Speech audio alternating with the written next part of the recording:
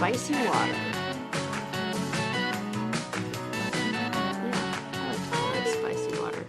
It doesn't kind of feel like spicy water? Yeah. Bubbly water? Yeah, I like it. Party in a can. Woo! Welcome to the show. Episode up 3. Yay! Yay! How's Lou? I'm good. I'm kind of sad because I am leaving you, and that's always like facing the reality of like going back home. But then I'm like, I'm mixed, sad and happy. I'm gonna go see my mom in Costa Rica, but sad that I'm going there because her dog died, and I'm gonna go, hold her hand and make her feel better. Yeah, I mean, she needs you. I know. Duty calls. So, yeah, I'm just soaking up the last little bit of being in this beautiful house and being with my Sooz and, I hope you're okay without me. I mean, I will struggle. It's different because then I just have to, we're going to have to do a really long hug. So I have the memory of that to like hold me over because that's what I miss. I miss the cuddle. Person in the whole world. You are or I am? I am. Why on earth would you say that? I know so many other people I miss more when they're not around. Oh, wait. No, I'm saying... Wait, what are you saying? Or I mean, I miss them less when they're not around, I should say. I said the opposite. I said the wrong thing. I was like, there are other people... No, there are other people I miss way less.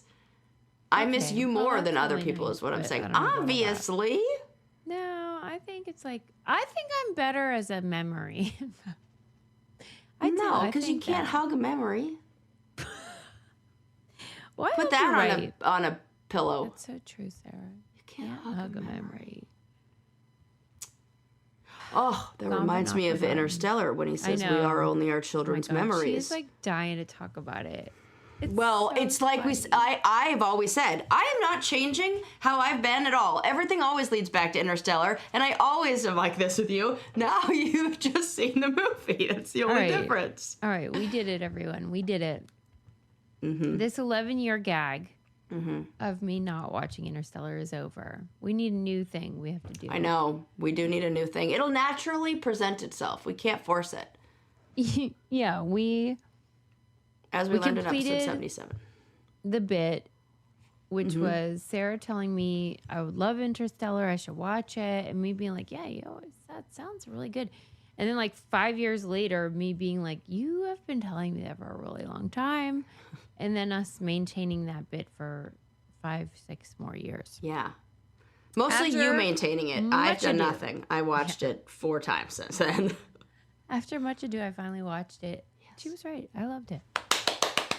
It was so good. It was a little long. I don't love a 3-hour movie. Fuck off with that. And you know what? It's harder when there are other things. Like we're watching with a bunch of people that we want to be hanging out with and chatting with and talking to and all that. So it feels like maybe focus pulled. But if you sit down and just watch it, it goes by fast. And I forget that it's like one of those where... We had to take 2 intermissions, though. 2 intermissions. That shouldn't happen. That shouldn't happen in a film, Christopher. So that's that. But apart from that, it was really good. And I see why. It did keep making me chuckle because I could see why she knew I would like it.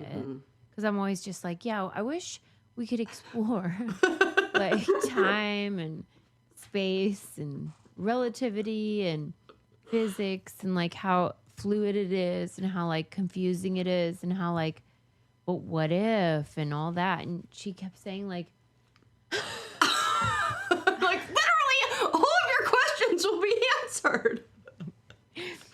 They will explore all of these questions for you so you can kind of like play out that in a cinematic visual way. Think about the film though. What does it mean to you? Like, why do you get so worked up? This woman cried for 3 hours straight the whole time because like I knew it was a little bit distracting. It was her weeping. I totally get that. I said I was like, rules. You can interrupt me at any time and tell me to shush because I might be talking or crying. She was like for real, like blubbering. I was because it's that thing where it's like part of like you said it's like a relief of it. We finally got here, and like oh, I can just relax. It's the same reason why I cry on airplanes. You know, it's like the stress of like the travel and the day and the anxiety builds, and then it's there, and you're like, oh, if I could relax. And also the reason I cry is because it does.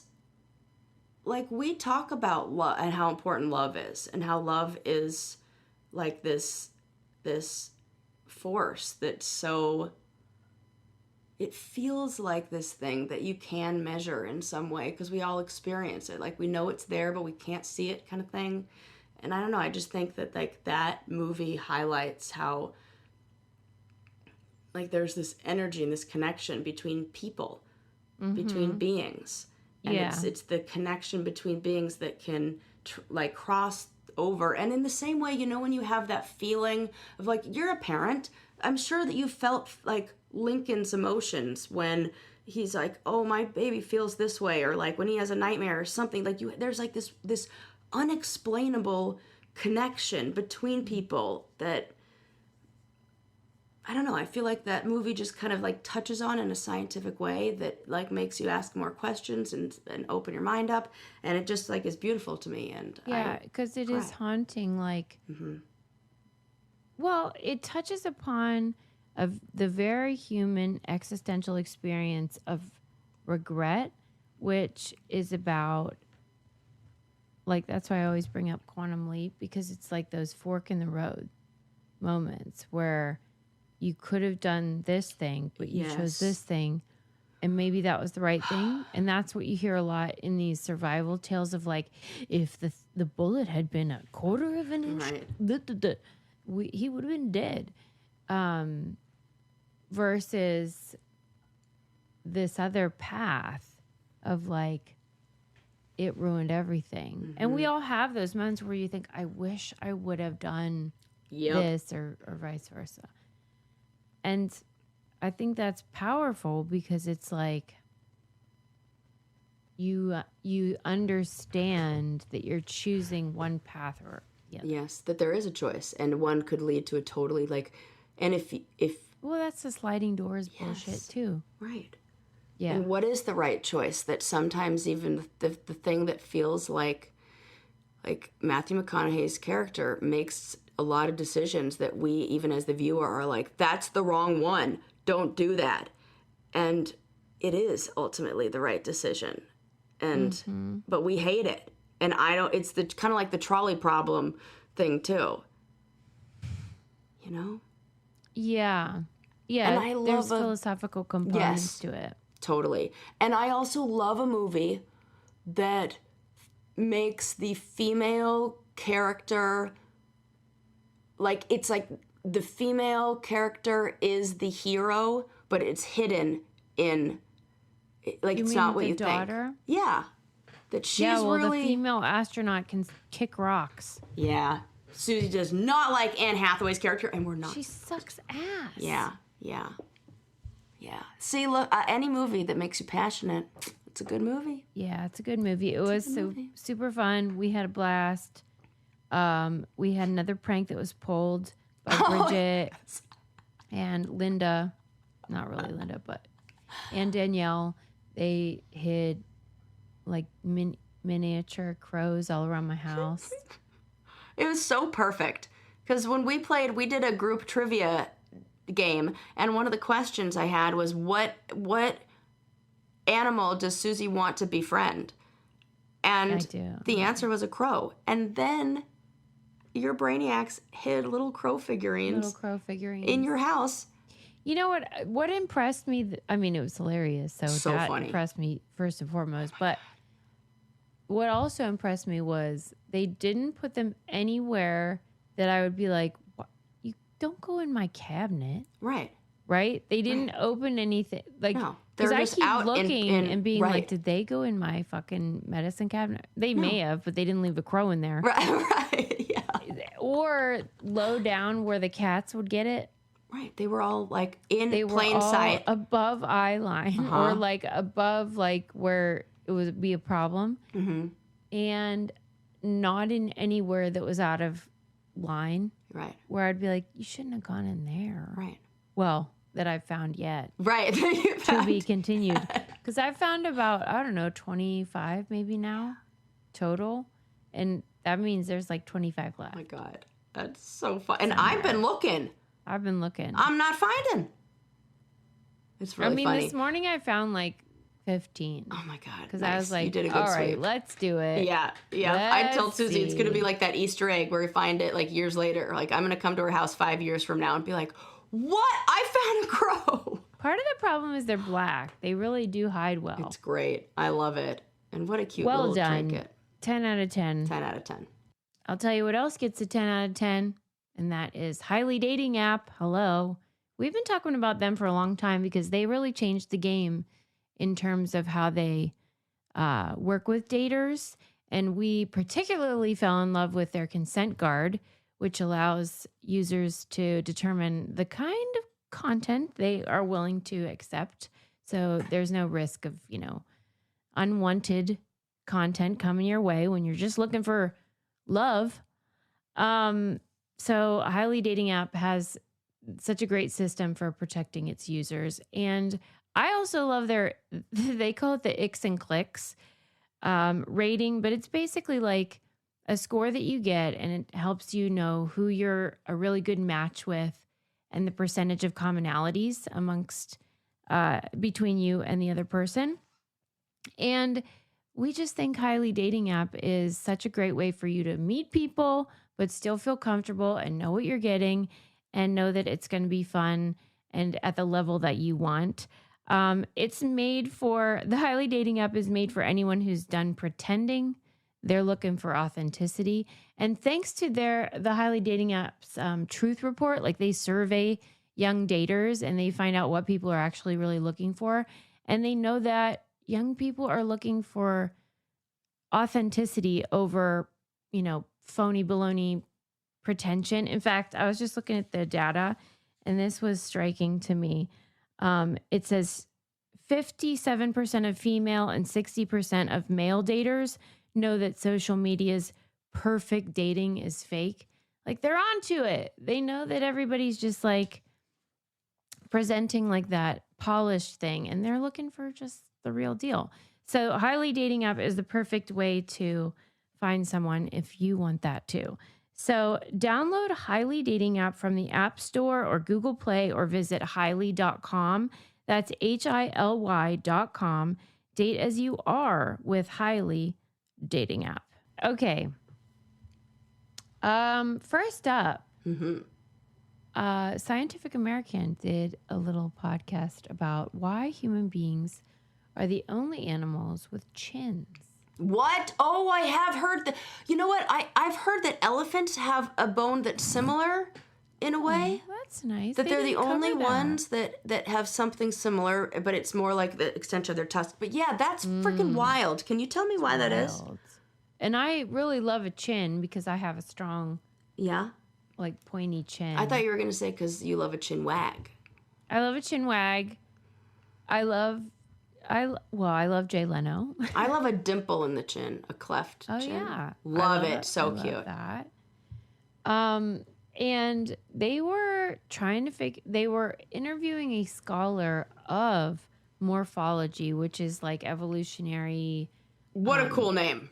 Yes. What a cool name. It's sort of like the totality of our human body and evolution. You should have a cool business card if that's what you do. And this scholar specializes in chins. That's hilarious. Right? If you're going to do anything, like what? Can you imagine having to tell people specific. Yeah. And they wanted to determine why human beings are the only species with chins. Is it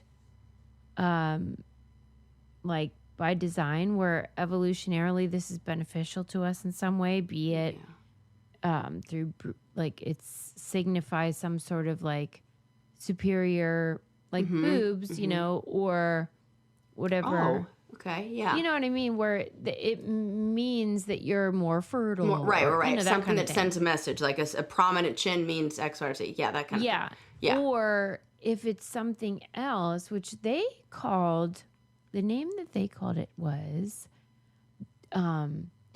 is it under direct selection or not? So like they wanted to see, they call it genetic drift, which is when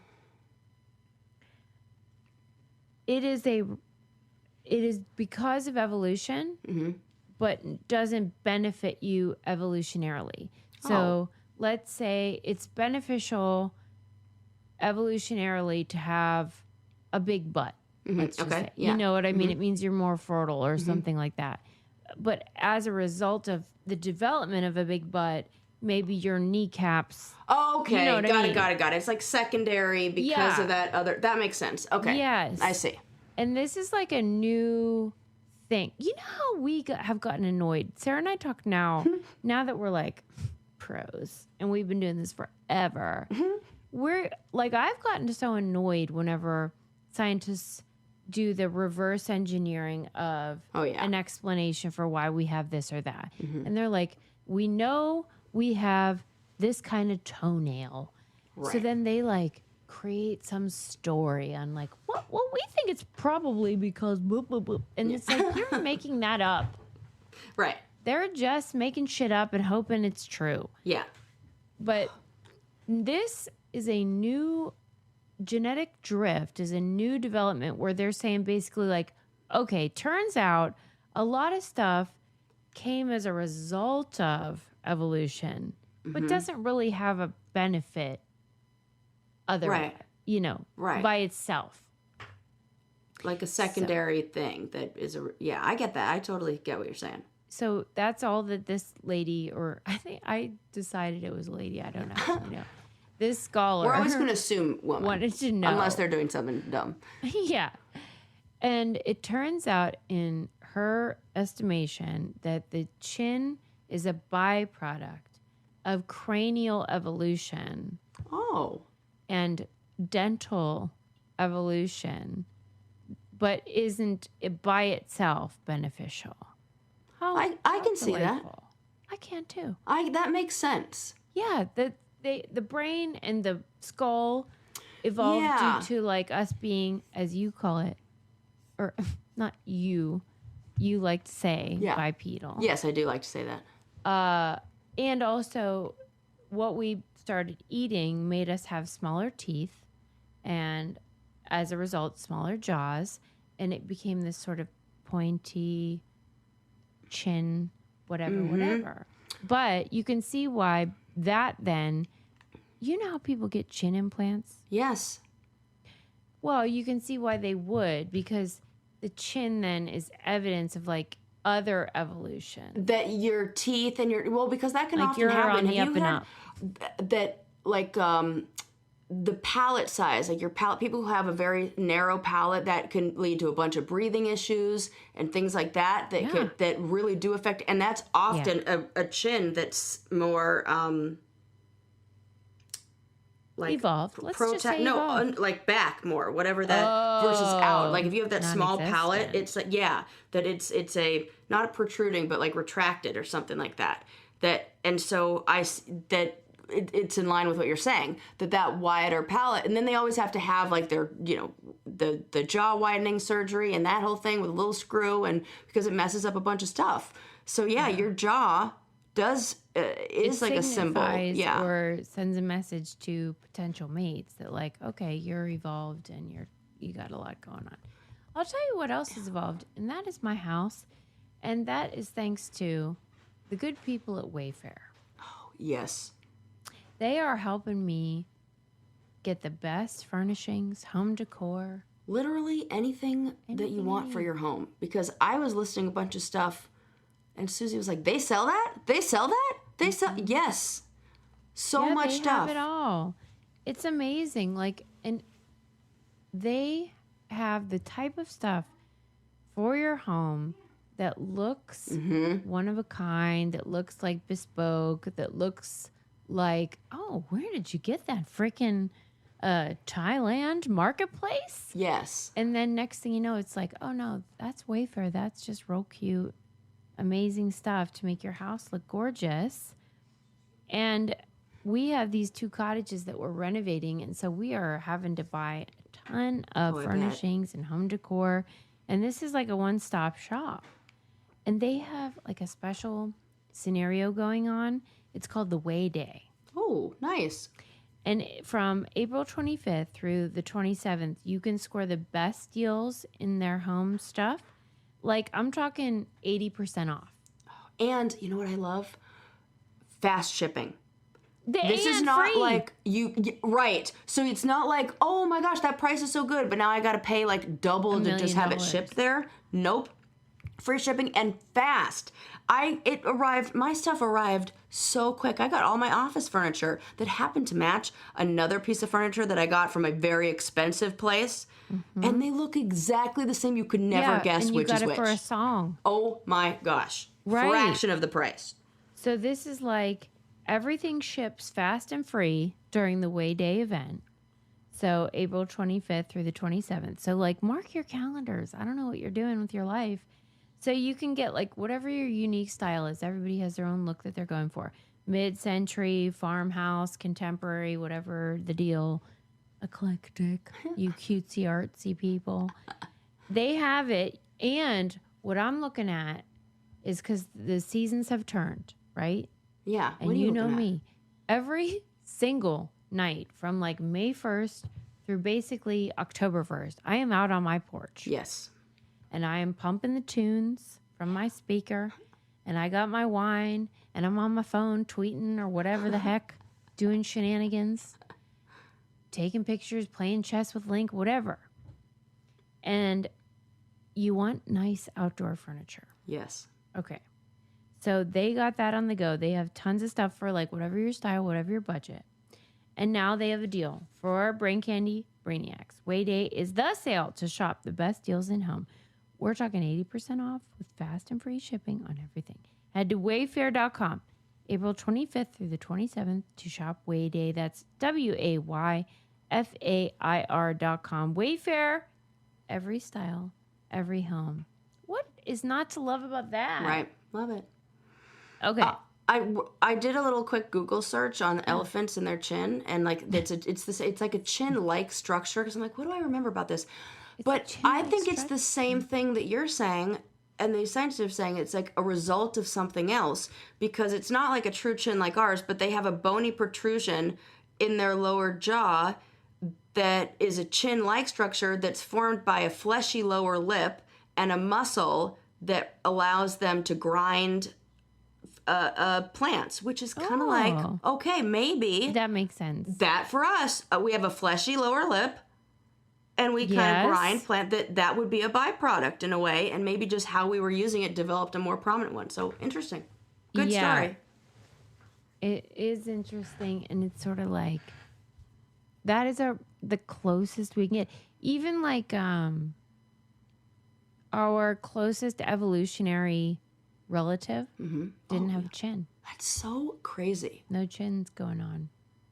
Chinless. Yeah. So that was interesting, and Scientific American is doing a really good job of making it adorable and hilarious. So good job to them. And people are weird. Mm-hmm. Why are we like human? Like that. We are very different. Well, and I think I'm just saying it's good to know. It's good to remember that a lot of the stuff that we're like, oh, why do we have that? Sometimes it's not because it attracted a mate or blah, blah, blah. They always want to like reverse give a reason. It. When sometimes it's like a separate, it just secondarily came about. Mm-hmm. So good to know. The big butt kneecaps example is a good example. Right? Like, I don't know if that's a thing, but no, I made that up. Right. But I think it's a really good illustration of like what you're saying. Makes sense. Okay. Next up, I'll do this for you because you have ADHD and I'm surrounded by you people and you're so cute and lovely. But it's still, ADHD is still very mysterious. And I think that the medical field is still trying to like figure out exactly what's cooking. There's a lot of like symptoms that are like, it's like a bouquet of stuff. And like a bouquet, there could be a lot of variation. And also just sort of mystery about like, what is it? What's causing it? And how does it manifest? And then what do we do? And like, is it a problem or not? And this was in Aeon, which was exploring maybe kind of like an alternative theory, but really it was just sort of like, a lot of times they have been signifying these traits of ADHD as like singular. For example, like what's the word? Like adrenaline, like cortisol, like pursuing like high risk. Yeah. You know, where you like want to like impulsivity adventure, and like high risk taking, that kind of stuff. Yeah, and then like I don't know, issues with like decision making or whatever, and thinking of them as separate things. And this person was arguing that it's really like one trait, which is, they described it as, okay, so they said that it was a persistent pattern of inattention or hyperactivity, impulsivity that interferes. Oh no, that the DSM says that's what this is, a persistent pattern of inattention or hyperactivity, impulsivity that interferes with your functioning.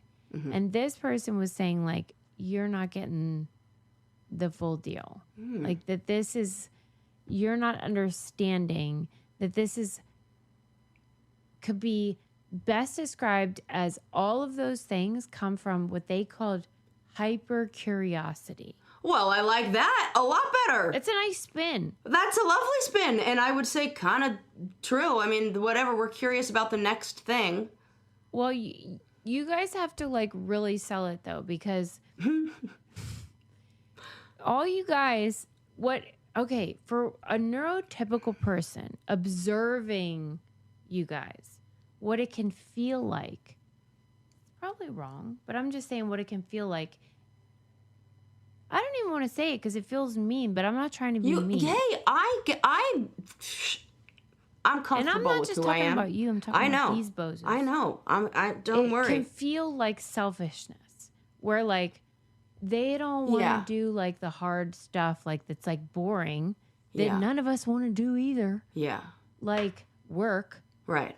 But they fucking love the like fun.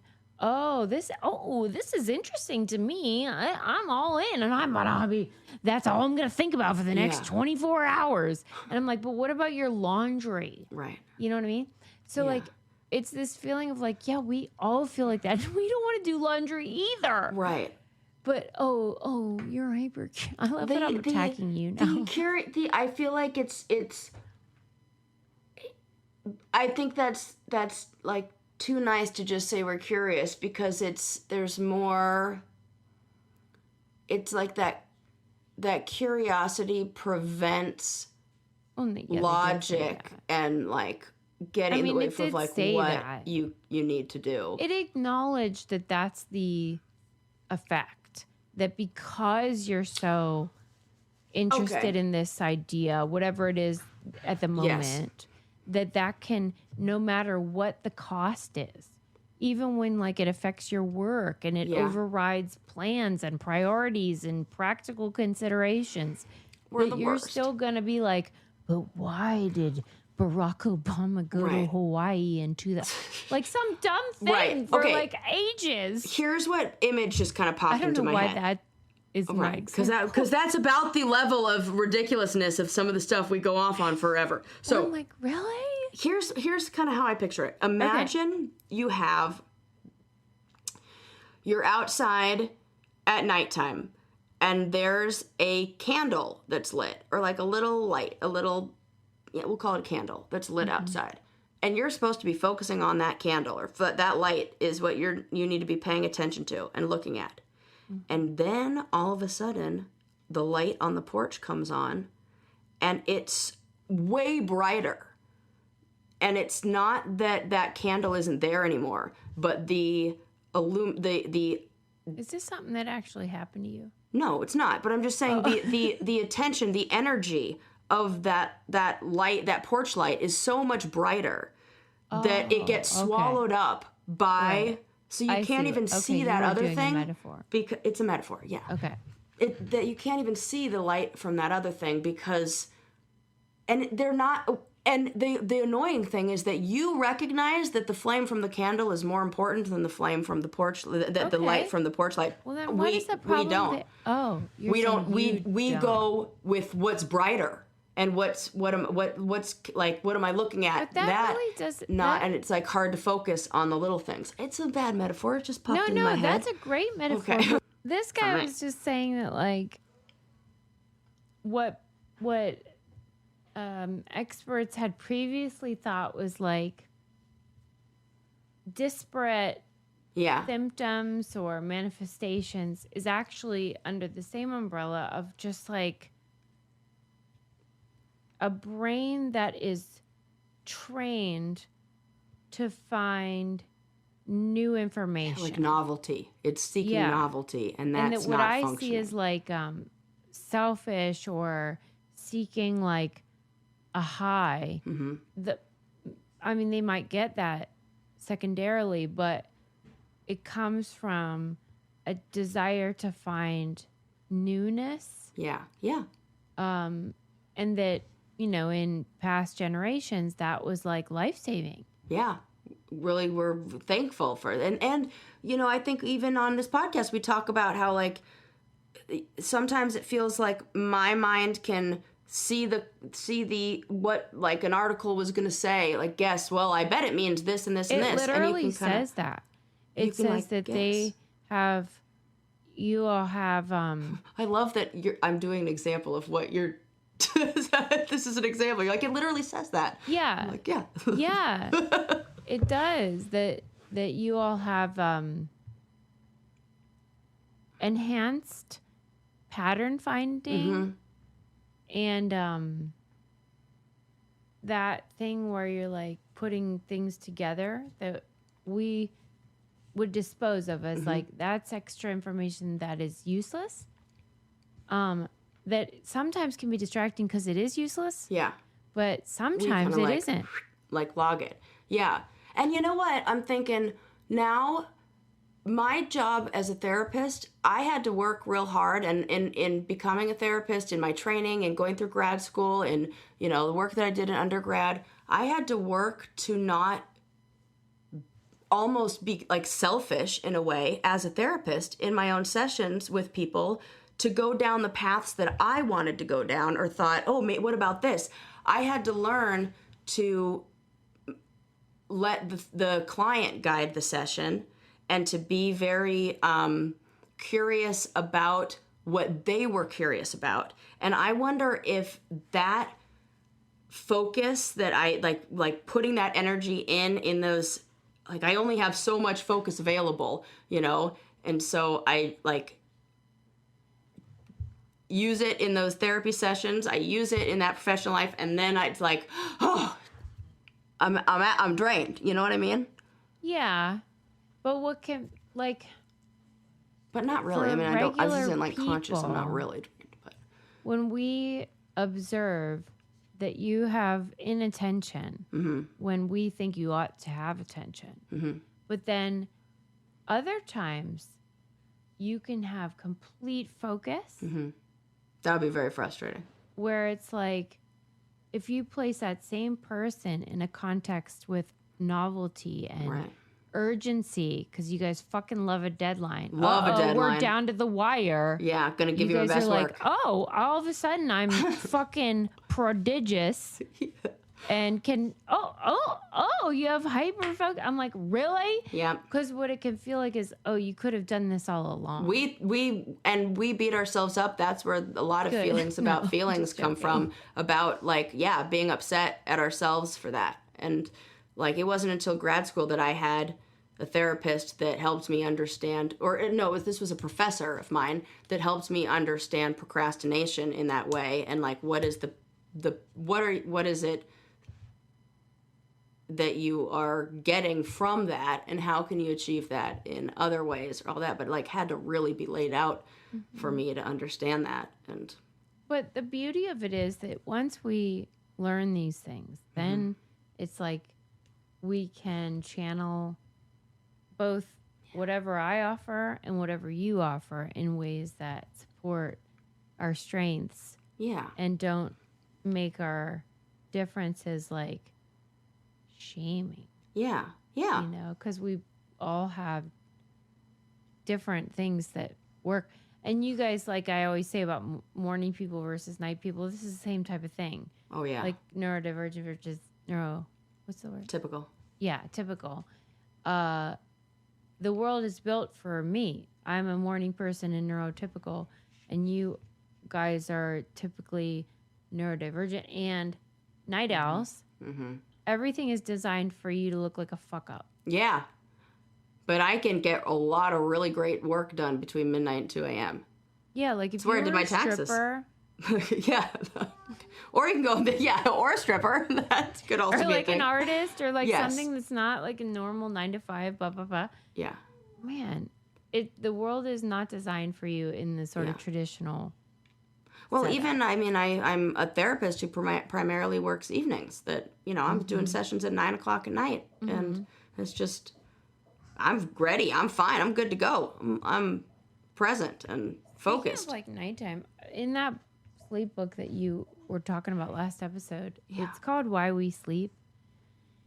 And one of the things that I thought was so interesting about it was that today when I was reading it was saying, so when you analyze like mice at nighttime, and like this idea of dreaming,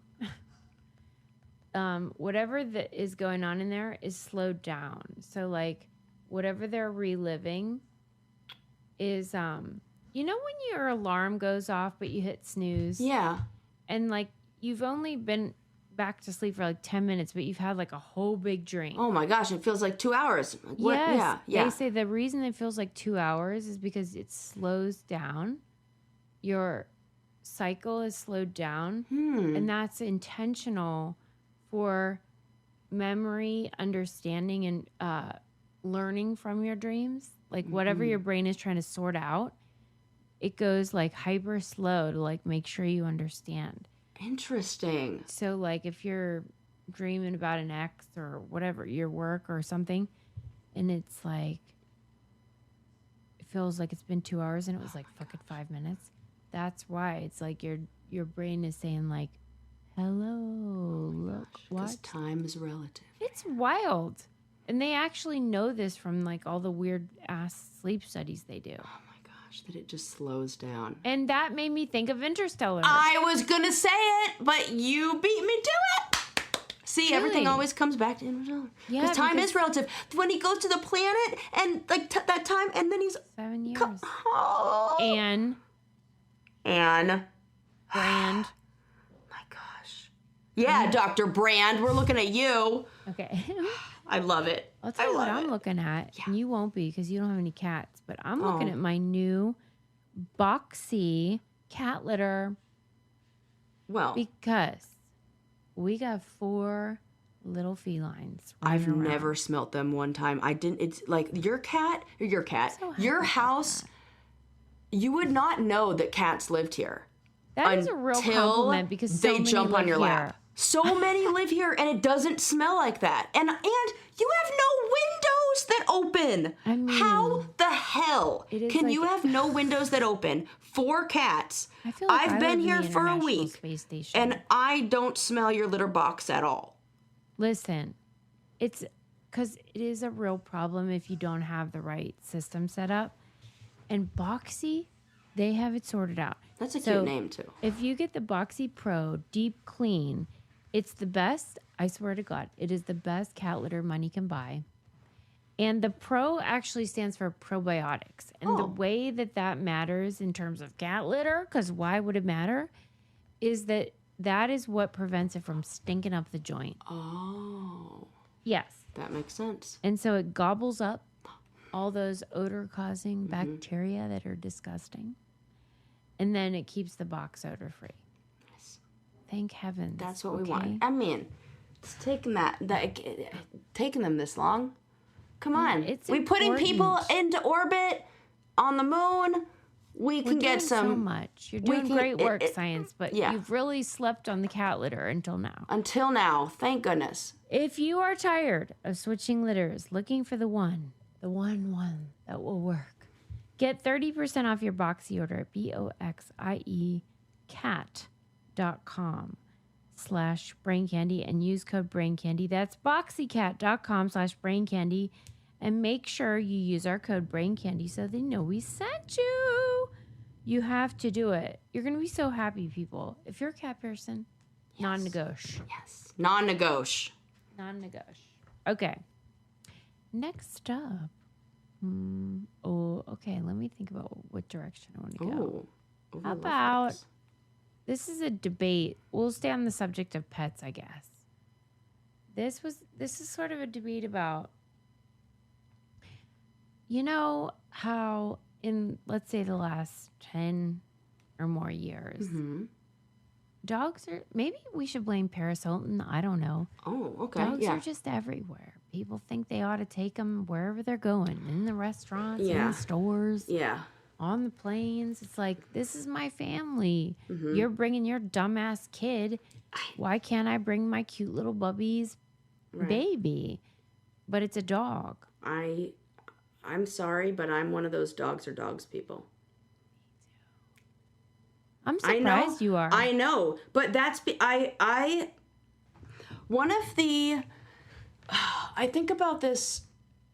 You know, I'm a horse girl.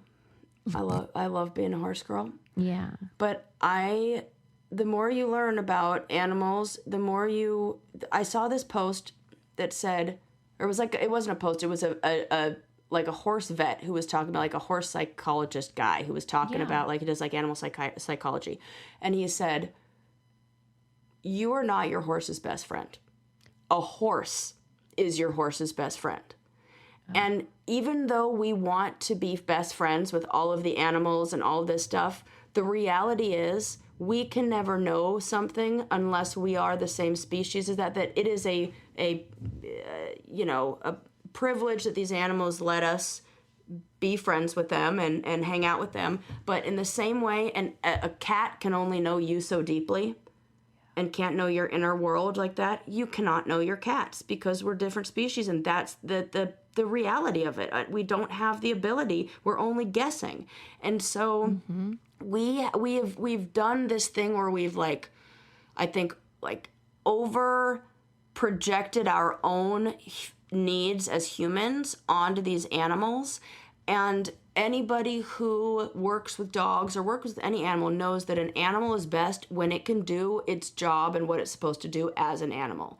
When you have a dog that is, say, a herding dog, and this dog is a cattle dog that needs to be out herding sheep and herding cattle and doing the thing, running. That's what it's bred. It's like in it. I see videos of like 8-week-old puppies that know instinctively to herd the cattle, to herd the sheep, whatever. Like, it's in them. So if they don't do their job, if they don't live out that need, that biological urge, they're going to do weird things. They're going to get anxiety. They're going to chew up your furniture. They're going to start hurting your children, like HEARD, not hurting, but hurting them around, like, nipping at their ankles and all that stuff.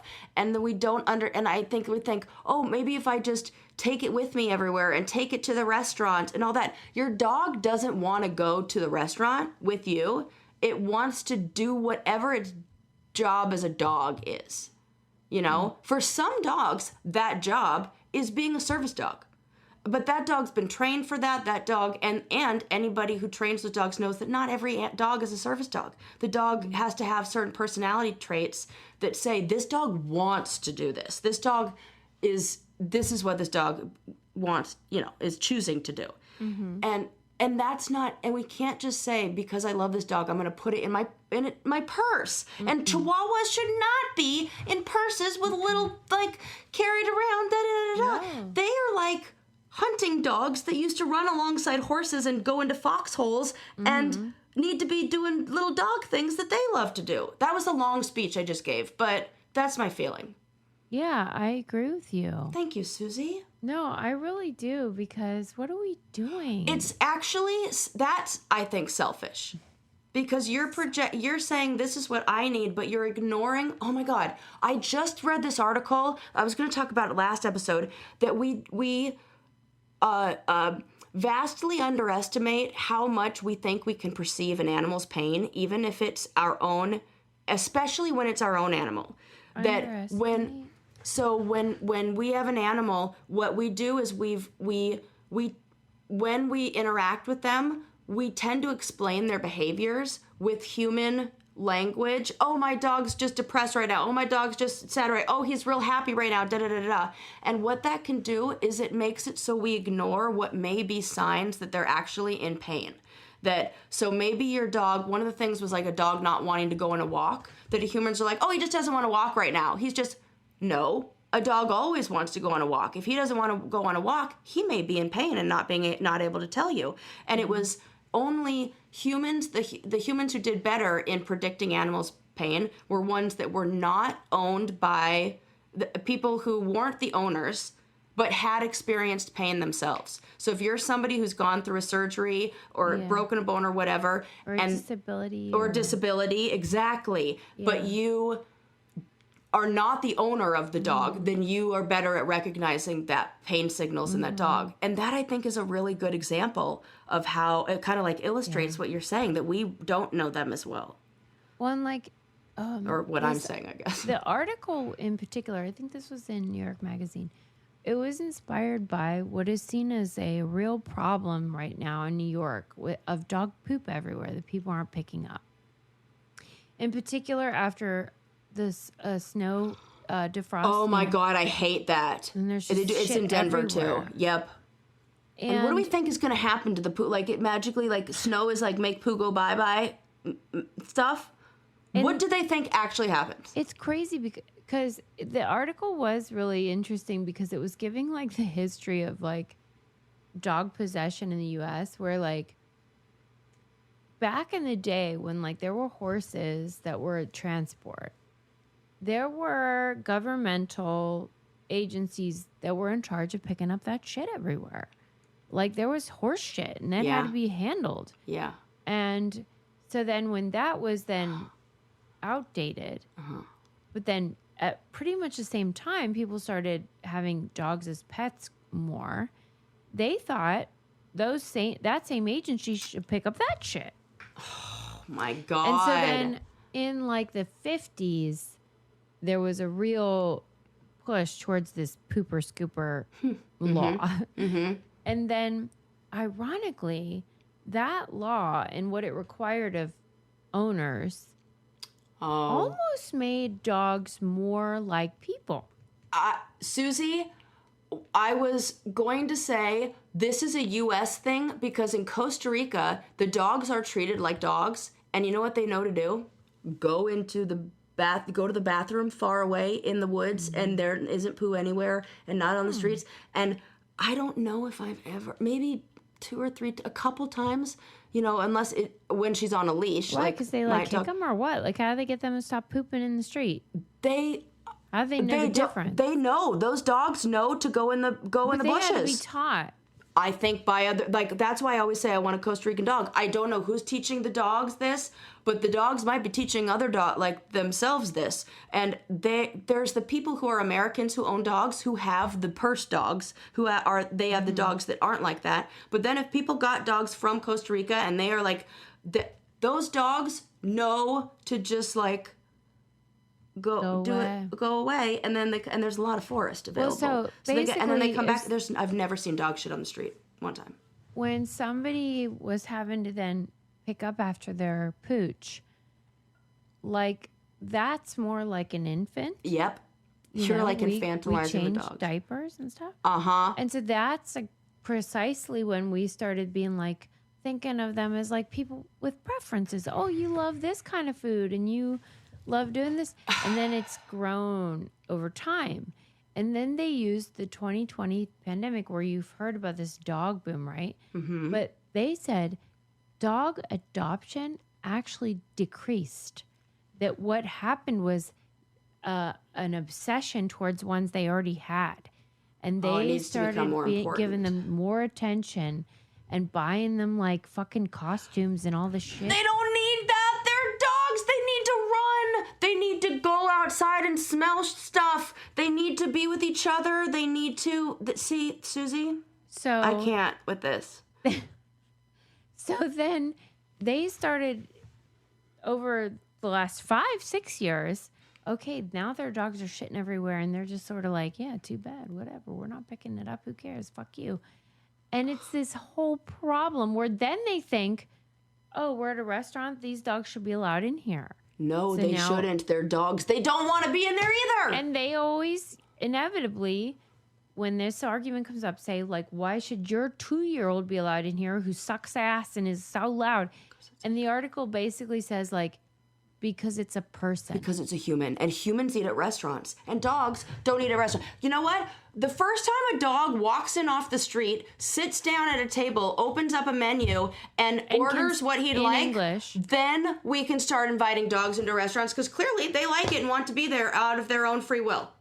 And I'm just saying, I can be persuaded that your dog is better than this human that I fucking hate. That's a different argument. That's a different argument. Totally. Should they be allowed to eat at a table where next to me? Right. At Ruth's Chris or wherever the hell? Right.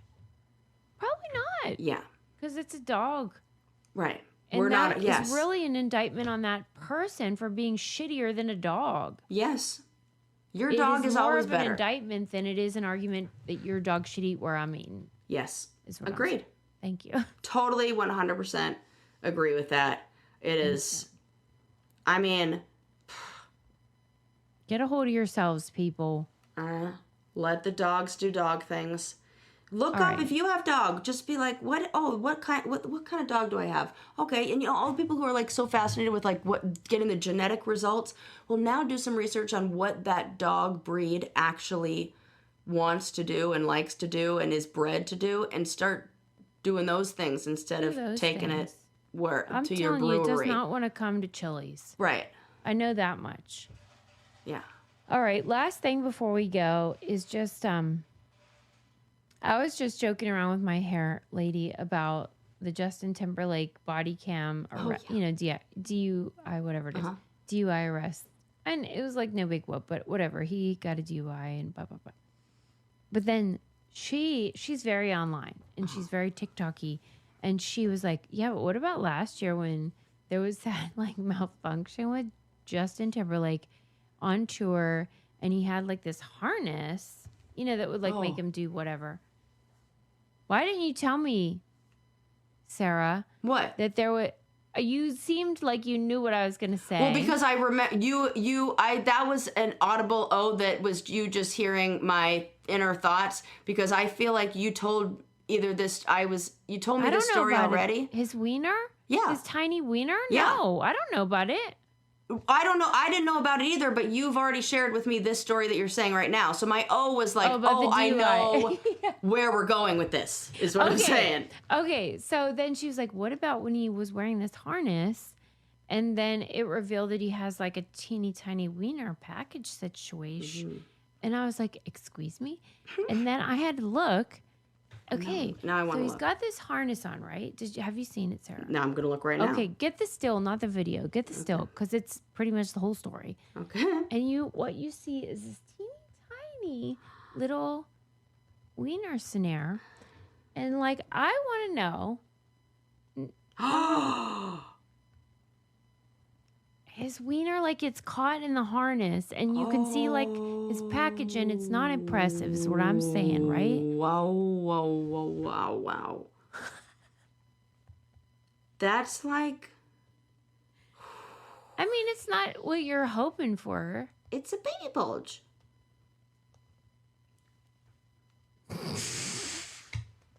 That is literally what no man wants to hear. It's a baby bulge. A baby bulge. I got tiny titties. He's got a baby bulge. It ain't the same. It's sister. not the same at all. Absolutely not. Don't treat your titties. Oh, like thank that. you, Susie. Thank you. Putting them in that category. Because what? You're talking to somebody who's like been with multiple micro penises, so. It's not that. Right. It's that this is a guy who famously has it's not, I don't even know if he's pretending, but he's emphasized.